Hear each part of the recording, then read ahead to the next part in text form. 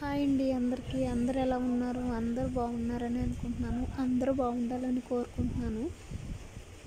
మా అక్క అయితే నత్తల కూర వండుతుంది మా బావ కోసం. ఈ నత్తలు ఎంతమందికి తెలుసో కామెంట్ చేయండి.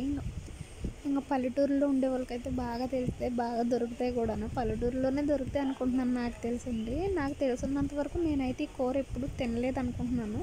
నాకు తెలియకుండా ఎప్పుడైనా తిన్నానేమో చిన్నప్పుడు. అది కూడా కూర అయితే పచ్చెనగపప్పు వేసి వండుతుందండి. ఇవి నీట్గా చేపలలాగా తోమేసుకున్న తర్వాత బియ్యం కడిగిన నీళ్ళు ఉంటాయి కదా, కొడుకు అంటాం కదండి, వాటితో కడిగింది. ఆ నీళ్ళతోటి, బియ్యం కడిగిన నీళ్ళతో 2 సార్లు కడిగింది. తర్వాత మామూలు వాటర్తో కడిగింది. ఇంక ఉల్లిపాయలు, పచ్చిమిరకాయలు, టమాటాలు పేస్ట్ పట్టేసుకుంది. మన చేపల కూర వండుకుంటాం కదా, గ్రేవీ కూరలాగా అలాగా పేస్ట్ పట్టేసుకుని ఫ్రై చేసుకుంది.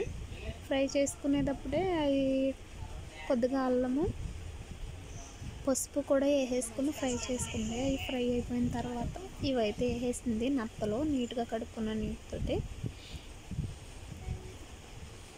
ఇంకా తర్వాత వచ్చేసి ఇంకా కొంచెంసేపు అయితే మగ్గ పెట్టింది. అలాగా ఇంకా చింతపండు కూడా వేసింది. నేనైతే అది తీయలేకపోయాను, అందుకని చెప్తున్నాను. పచ్చెనగపప్పు వేసేసిన తర్వాత చింతపండు అయితే వేసిందండి కొద్దిగా. సేమ్ ఇదే చేపల కూర ఎలా వండుకుంటామో సేమ్ అలాగే ఉంది కూర.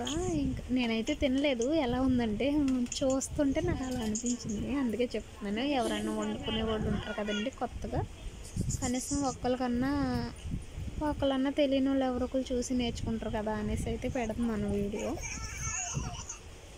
పచ్చెనగపప్పు వేసేసిన తర్వాత చింతపండు అయితే వేసింది కొద్దిసేపు మగ్గాక. నేనైతే అది తీయలేకపోయాను. వీడియో కనుక నచ్చితే లైక్ చేసి సబ్స్క్రైబ్ చేసుకోండి. నేను అసలు మా అక్క వాళ్ళ ఇంటి దగ్గర ఎందుకుంటున్నాను ఏంటనేది అయితే ఒక వీడియో తీసి పెట్టాను. మీకు ఇంట్రెస్ట్ ఉంటే కనుక నాకు ఛానల్ ఓపెన్ చేసి చూడండి. నీ బాధలు వింటే మాకేం కలిసి వస్తాయి అనుకుంటే కనుక ఇంకా నేను ఏమి చేయలేను కదండి, అది మీ ఇష్టం.